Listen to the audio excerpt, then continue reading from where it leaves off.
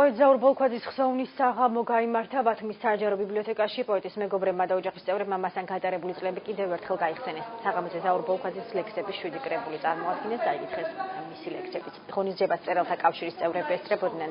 პოეტი წლების განმავლობაში ჟურნალ ნიანგის რედაქტორი იყო. ზაურ ბოლქვაძე ცნობილი პოეტი გახლავთ. მისი ლექსები არის ძალიან უშუალო, ძალიან კეთილშობილური, სამალამოე ბალახს რომ ჩამოჰგავს. ბატონი ზაური დაამახსოვრდა ყველას, ვინც კი მას იცნობდა, როგორც უკეთილშობილესი ადამიანი, როგორც ნიჭის შემფასებელი, ნიჭიერების დამნახავი და ნიჭიერების ხმამაღლა დამფასებელი და აღიარებელი.